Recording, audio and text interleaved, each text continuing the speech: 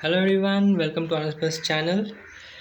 आज हम लोग करेंगे ज्योग्राफी का first chapter, representation of geographical features. Okay, या इसको मैप्स एंड ग्लोब भी आपका चैप्टर का नाम हो सकता है। ठीक है, तो कोई चिंता की बात नहीं है। सबका फर्स्ट चैप्टर क्लास 6 में फर्स्ट चैप्टर सबका यही होता है। तो पहली बात जानते हैं ज्योग्राफी क्या है। Geography is a study of earth's landscape, people, place and climate. In other words it describes the world in which we live. तो ज्योग्राफी का मेन काम क्या है, ये हमारा अर्थ का लैंडस्केप को बताता है। इसमें आपका पीपल वहाँ पे कैसे रहते हैं वो बताता है, प्लेस कैसे वो बताता है, क्लाइमेट कैसा रहता है वो बताता है। एट द एंड ज्योग्राफी जो है ना, आप जो भी सब्जेक्ट, सब सब्जेक्ट का एक मिक्सचर टाइप का है। ये आपको एक जगह के बारे में सब सब कुछ बताता है। वहाँ का मतलब वहाँ पे अभी टेक्नोलॉजी क्या, कैसा टेक चल रहा है, या फिर कितना एडवांस है वो एरिया, कितना पानी वहाँ पे इस्तेमाल होता है, कितना पोल्यूशन वहाँ पे होता है, कितना लोग वहाँ रह रहे हैं, या फिर कैसा एरिया है, माउंटेन एरिया है, डेजर्ट एरिया है, प्लेन एरिया है। ठीक है, वहाँ के बारे में सब कुछ बता सकता है। एक जगह के बारे में सब कुछ बता सकता है, वो है ज्योग्राफी। ओके, ज्योग्राफी में अब आते हैं हम लोग। ज्योग्राफी का मतलब यही इंट्रोडक्शन था, मैंने बाकी कुछ नहीं पढ़ा, मैं आपको समझा दूंगा, आपको ज़्यादा पढ़ नहीं रहा हूँ मैं। मैप्स क्या, मैप्स वो चीज़ होते हैं जो इससे मेनली जो भी कोई ज्योग्राफी का स्टूडेंट होता है या फिर जो ज्योग्राफी करना चाहता है उसके लिए मैप बहुत इंपॉर्टेंट है। क्यों? क्योंकि a map is a representation of the earth surface और a part of it drawn on a flat surface to a scale. It shows both the natural and man made features.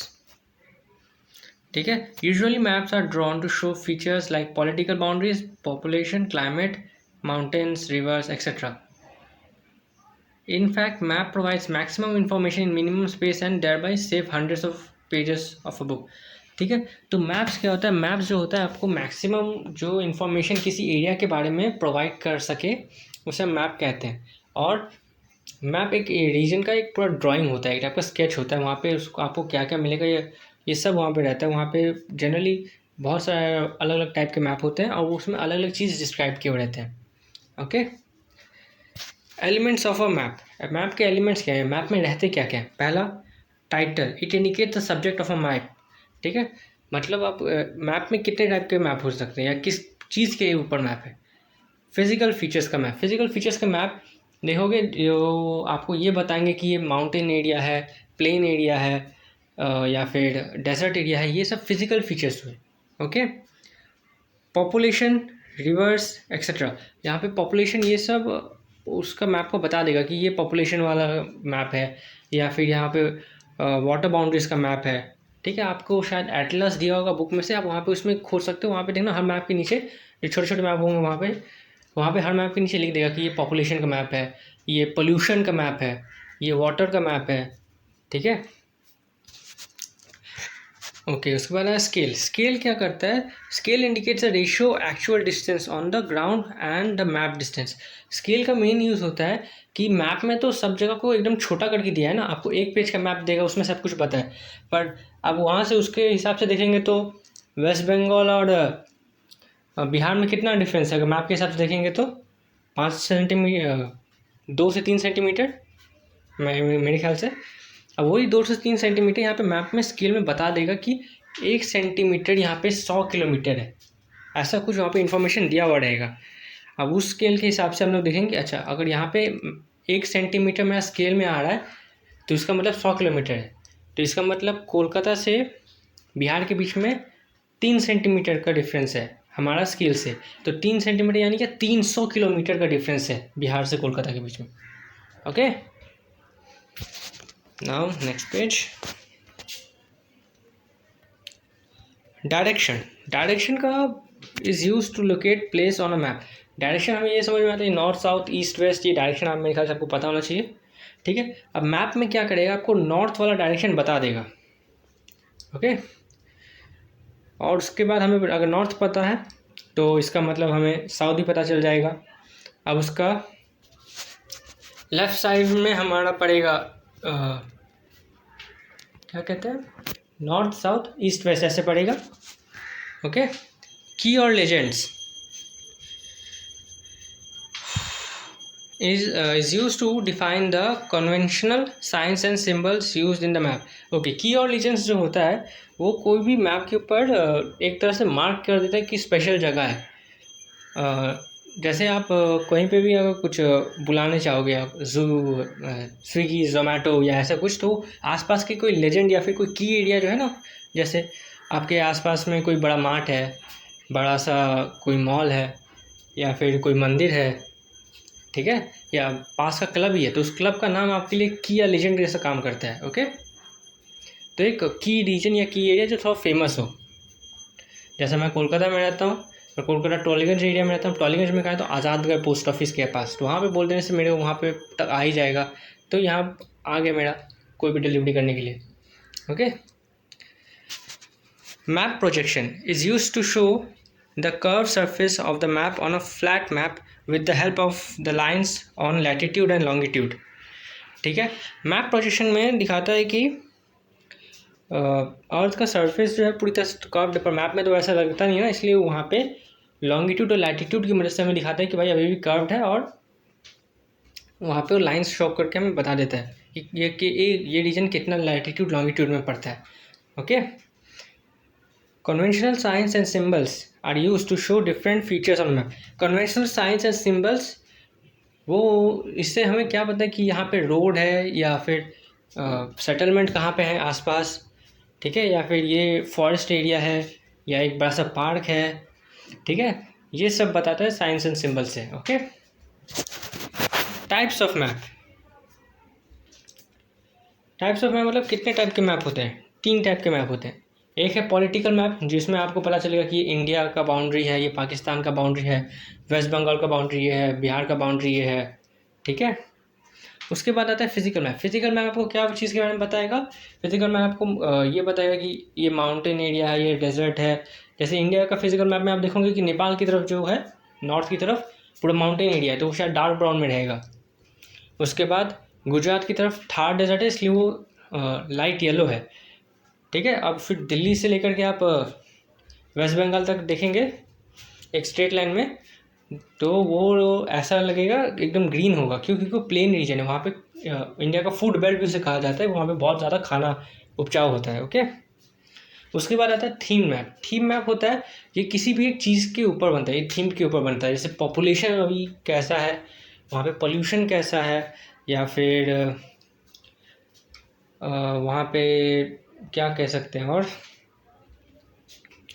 एक second, हाँ, वहाँ पे water source कैसा है, ठीक है, या फिर और भी कोई चीज़ के ऊपर बताया जा सकता है, या फॉरेस्ट एरिया कैसा है वहाँ पे, ठीक है। अब आता है types of map based on this scale, large scale map and small scale map, ठीक है। 2 टाइप के होते हैं, ठीक है, मैप्स के स्केल में। Large scale map, these are the maps that cover small area but show large details, ठीक है। ये मैप्स होते हैं जो छोटा सा एरिया कवर करते हैं, लेकिन उसके ऊपर बहुत डिटेल्ड में बताते हैं, ठीक है। जैसे आप कहीं रह रहे हो तो वो सिर्फ सोसाइटी का, ठीक है, या फिर आप कोई जगह घूमने जाते हो, जैसे ज़ू ही घूमने जाते हो, ज़ू में देखना एक मैप दिया देता है, वो होता है आपका लार्ज स्केल मैप, क्योंकि वो बस ज़ू का एरिया को ही अच्छे से डिस्क्राइब कर रहा है, ठीक है। ये हो गया आपका लार्ज स्केल मैप के लिए सबसे best example. Small scale map, small scale map हुआ, इसमें क्या कहते हैं, बहुत बड़ा रीजन को डिस्क्राइब कर रहा है डिटेल पर, थोड़ा कम डिटेल दे करके।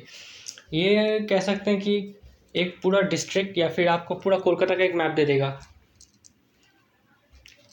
तो इससे क्या हो जाएगा कि आपको कोलकाता का एक जिस्ट पता चल जाएगा कि इस मैप से यहाँ जाएंगे तो ऐसा हो गया। ओके, ये हो गया स्मॉल स्केल मैप के लिए एग्जांपल। और इसका जो डिफरेंस है large scale map small scale map, ये वाला कर लीजिएगा, काफ़ी इंपॉर्टेंट है। पॉलिटिकल मैप, फिजिकल मैप और थीम मैप, इसके बीच में भी कोई डिफरेंस हो गया, डेफिनेशन ही उसका डिफरेंस है, वो भी कर लेना, काफ़ी इंपॉर्टेंट होता है। Okay, now importance of map की इम्पोर्टेंस क्या है? पहला इंपॉर्टेंट, वो important tool for data collection and it's presentation, ठीक है। वो इजीली हैंडल कर सकते हैं, बहुत ज़्यादा अच्छे से डिटेल प्रोवाइड करता है स्मॉल एरिया के भी लिए भी। ओके, मैप से अलग अलग चीज़ डिस्क्राइब या दिखाया जा सकता है। मैं हर चीज़ का अलग अलग टाइप के लिए अलग अलग मैप मिलते हैं, तो इसमें प्रॉब्लम नहीं है, ठीक है। ग्लोब, ग्लोब क्या है? ग्लोब एक स्पेरिकल सरफेस है या फिर अर्थ का पूरी तरह से मॉड्यूल बनाया गया एक spherical, okay.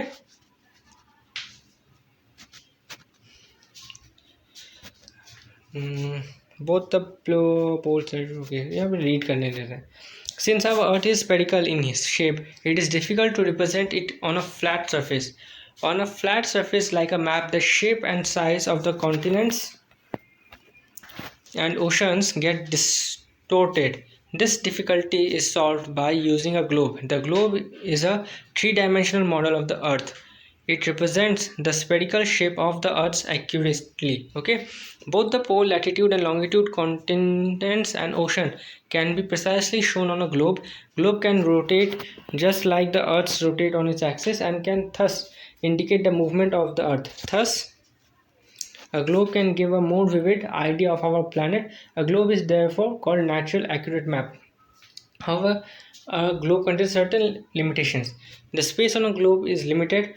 It cannot give a detailed description of a physical feature and other characteristics. A globe can show only political division and cannot show topographical details. A globe cannot be made to represent a part of the earth. Okay. तो globe होता क्या है? Globe में आपको हर country, continent और oceans के बारे में, इस चीज़ के बारे में बता देगा। लेकिन ये क्या होता है, और नहीं, ग्लोब क्या होता है, रोटेट उसी एक्सिस पे करता है या उसी रोटेशन वैसा ही करता है जैसे अर्थ अपना एक्सिस पे रोटेट करता है। बट यहाँ पे प्रॉब्लम क्या होता है ग्लोब में आपको कहीं पे भी किसी भी एक एरिया का, स्पेसिफिक रीजन का एक अच्छा सा मैप नहीं मिलेगा या पूरा डिटेल कोई मैप नहीं मिल पाएगा आपको, ठीक है। इसलिए ग्लोब का सबसे बड़ा लिमिटेशन है, और ग्लोब का एरिया भी काफ़ी छोटा रहता है, ठीक है। और ये कोई टोपोग्राफिकल या थीम्ड किसी चीज़ पे नहीं बना सकते इसको। स्केच कोई भी चीज़ का एक रफ ड्राइंग बना लिया, कोई भी चीज़ का, जैसे आपका घर के लिए अपना प्लान बनाया कि ये इतना सा एरिया किचन होगा, इतना बाथरूम होगा, इतना रूम का होगा। यहाँ पे देखिए स्केच का ड्राइंग दिया है, ठीक है। यहाँ पे स्केच किया हॉस्पिटल, स्कूल, एक park, B park, shopping mall, ये सब अलग से दे दिया ना, रास्ता दे दिया ना। तो यहाँ से आप अपना स्कूल के लिए बना सकते हो। मेरा घर से निकले, सीधा गए, ऑटो से मेन रोड आ गया, मेन रोड को फॉलो करते हुए सीधा चलते गए। अब मेन रोड फॉलो सीधा करते गए, 10 मिनट के बाद स्कूल आ गया, बस ख़त्म। यही है हमारा मैप, यही बताना है कहाँ से एक रफ ड्राइंग में बता सकते हैं। Okay, now let's see. Okay, plan is a detailed drawing made to scale showing a structure, physical arrangement of a small area, ठीक है। प्लान क्या होता है? प्लान होता है कोई भी चीज़ के लिए स्केल या पूरी तरह से डिटेल में कुछ बनाना। जैसे plan of a house plan के प्लानर लोग जो होते हैं, कैसे बनाना है हाउस या फ्लैट आपको प्लान करते हैं, ठीक है। और तो वो लोग एक तरह से एकदम परफेक्टली प्लान करते हैं कि इतना जगह ही होना चाहिए, इतना जगह में ये रूम वो सब कुछ होना चाहिए। स्केच भी होना चाहिए, पर स्केच में भी बना सकते हैं, पर उसमें क्या होता है, इतनी तरह से डिटेल नहीं होता। लेकिन जब प्लान करके बनाएंगे तो उसमें उसको एकदम माप लेके बताते हैं कि भाई 5 फीट या 10 फीट का ही हो सकता है हाइट, ठीक है। 5 फीट या 6 फीट की होगी फ्लोर से सीलिंग की दूरी, फिर 2 फीट हम लोग रखेंगे गेट के लिए, इतना फीट रखेंगे हम लोग, या फिर इतना जगह देंगे सिर्फ घर के लिए, सिर्फ रूम के लिए। फिर यहाँ पे पूरी तरह से डिफाइंड रहता है प्लान में। स्केल ऑन अ मैप मतलब डिस्टेंस कैसे किया जा सकता है, यूज टू एक्यूरेट डिस्टेंस। तो map distance and ground distance, तो ये आपको बता दिया, जैसे स्केल्स ऑफ अ मैप या स्केल में बताया था वैसा ही है कि मैप में जो डिस्टेंस हम लोग अभी अपना स्केल से मेजर कर रहे हैं और जो एक्चुअल में डिस्टेंस होगा उसका एक रेशियो दे देता है कि अगर मैं आपको स्केल में 1 सेंटीमीटर मिल रहा है, इसका मतलब हुआ कि वो एक्चुअल में वो 10 किलोमीटर होगा, ठीक है। तो अगर आपको स्केल में 3 सेंटीमीटर मिला और 10 किलोमीटर की सर्च पड़ता है तो क्या 30 किलोमीटर का डिफरेंस हो। ओके, तो मैप, स्केच और प्लान, इन तीनों का डिफरेंस काफ़ी इंपॉर्टेंट है। Okay, direction of a map में डायरेक्शन कैसे फॉलो करते हैं? मैप में आपको हमेशा नॉर्थ बता दिया जाएगा और आप सन का इस्तेमाल करके नॉर्थ अपना भी पता कर सकते हैं, ठीक है। जैसे नॉर्थ है इधर, तो आपका लेफ्ट में होगा मतलब आपने अगर सन देखा, सन का ऑपोजिट में ईस्ट होगा, वेस्ट होगा, ठीक है। और आपका लेफ्ट साइड में आपका नॉर्थ और राइट में आपका साउथ होगा। ओके, नाउ वेल हम फिर है कन्वेंशनल साइंस और सिंबल। कन्वेंशनल साइंस और सिंबल, यहाँ पे कितने सारे साइंस और सिंबल्स हो सकते हैं। तो इंटरनेशनल बाउंड्री का साइंस, स्टेट बाउंड्री का साइंस, डिस्ट्रिक्ट बाउंड्री, इस सब का अलग अलग साइंस होता है। रिवर के लिए एक अलग होता है, स्टेट कैपिटल या सिटी कैपिटल, ठीक है। फुटपाथ का एक अलग, टेम्पल के लिए अलग, church, mosque, canal, tank, well, settlement, इन सब का एक अलग अलग सिंबल होता है। वो सब सिंबल थोड़ा ध्यान रखना। इसमें से शायद आपको ड्राइंग करने दे सकते हैं, या ड्राइंग करके दिया हुआ है, आपको पूछेगा कौन सा सिंबल है ये। Representing graphical features through diagram. A diagram is a graphical representation of geographical features through some visualization technique. It is a simple drawing with labels to show how something looks or how it is made or how it functions. Since diagrams are usually illustrations, they help in understanding and interpreting various geographical features on the earth. Okay. Diagram क्या चीज़ होता है? Diagram कोई एक type का drawing होता है, इसको label करके अच्छे से डिस्क्राइब किया जाता है ताकि ये फंक्शन किस तरह से कर रहा है, इसका क्या क्या पार्ट का क्या क्या नाम है, ये अच्छे से बताना है। ओके, ये हुआ एक टाइप का क्या कहते हैं डायग्राम आपका। जो ये रिवर का सिस्टम के बारे में बताया, ये सोर्स का है, माउंटेन्स उसका सोर्स है, उसके बाद धीरे करके आता है, फिर प्लेन्स में थोड़ा देता है, इसलिए प्लेन रीजन फर्टाइल होता है, वहाँ पे ज़्यादा खेती बाड़ी होता है। उसके बाद एट दी एंड एक डेल्टा बना करके वो सी में वापस मिल जाता है। ओके, ये रिवर के बारे में बता रहा है, ये रिवर का सोर्स है, ये डायग्राम से कैसे बताए। Okay, meanders. While flowing down the plain, a river develops broad S-shaped bends called meanders. These bends are caused by both erosion and disposition work of river. तो रिवर जाते जाते काफ़ी टाइम देखना एस शेप बनाता है, ठीक है। वो क्यों बनाता है? एक तो वो अपना फोर्स के कारण बना रहा है, और दूसरा बना रहा है क्योंकि सामने का जो ऑब्स्ट्रक्शन है वो काफ़ी ज़्यादा हार्ड है। तो रिवर धीरे धीरे अपना मेन कोर्स से हट के फिर वो कोर्स पे ज्वाइन कर लेता है। ट्रिब्यूटरीज होता है कि जब उसका फ्लो काफ़ी धीरे हो जाए और वो धीरे करके और भी अलग अलग पार्ट्स में क्या बोलते हैं, डिवाइड हो जाता है, ठीक है। तो वो उसे ट्रिब्यूटरीज कहते हैं। तो उसके बाद हो गया ओके, एंटीसेल्स। एंटीसेल्स क्या होता है? They are the part of a fold mountain, they are curved upwards, they form arch of a fold mountain, ठीक है। एंटीसेल्स वो रीजन होता है जो फोल्ड माउंटेन्स का होता है कि जो ऊपर नीचे होते हैं, ठीक है, एक वेव की तरह होते हैं। तो ये एंटीसेल्स वाले माउंटेन्स का एंटीसेल पार्ट का होता है, जो ऊपर वाला पार्ट होता है उसे एंटीसेल कहते हैं। और सिलिनियल कहते हैं वो जो नीचे वाला पार्ट होता है उसे हम लोग सिनी सेल कहते हैं, syncline. Okay, synclines. Okay, synclines, synclines, थोड़ा ध्यान देना, मैं पहले गलत प्रोनाउंसिएशन, सिंक लाइन्स। डिस्ट्रीब्यूटरीज होता है when a river reaches its mouth it deposits large amount of silt that blocks its own course. The river then branches out into numerous small channels that carry its water to the sea. These channels into which the river divides itself are called distributaries. तो वो अपना source से धीरे धीरे करके जब पानी लेके आके ट्रिब्यूटरीज में बढ़ गया और पूरी तरह से फैलने लगा, और उसके बाद जब होता है ना कि उसका टाइम आ जाता है कि वो उसी में गिरने का जगह पे आ जाता है, ठीक है। तो वो धीरे धीरे से अपना सारा सिल्ट या अपना जो भी मिनरल्स लेके आता है ना, वो वहाँ पे उस एरिया में डाल के उसके बाद जब धीरे धीरे करके और डिवाइड हो जाता है, क्योंकि थोड़ा उसके पास रिदम नहीं रहता, फ्लो नहीं रहता ना, तो और धीरे धीरे करके टूट टूट के और छोटा छोटा पार्ट में चला जाता है, तो डिस्ट्रीब्यूटरीज कहते हैं, ठीक है। इसमें फ्लो में ज़्यादा पावर नहीं रहता और धीरे धीरे करके वो ओशन में मिक्स हो जाता है। डेल्टा, ये ट्रायंगुलर एक ट्रायंगुलर रीजन होता है, ठीक है। Triangular shape alluvial deposit near the mouth of river is called a delta, ठीक है। ये ट्रायंगुलर शेप में होता है और यहाँ पे सबसे ज़्यादा मिनरल्स डिपॉजिट होता है एक रिवर का अपना सी से मर्ज होने से पहले।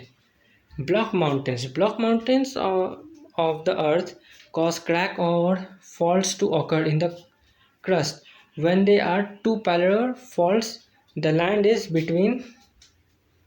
in between gets subsides or sink to form graben और rift valley and the unlifted blocks are called horst from block mountains. तो ब्लॉक माउंटेन्स क्या होता है, जब वो अर्थ का क्रश में थोड़ा डिफरेंस आ जाता है ना, उसकी वजह से ब्लॉक माउंटेन्स बनते हैं। ठीक है, तो इसकी वजह से एक रीजन उठ जाता है, दूसरा रीजन जो एक लेवल हेड पे रहता है वो सबसाइड हो जाता है, वो हट जाता है। ओके, इतना ही था।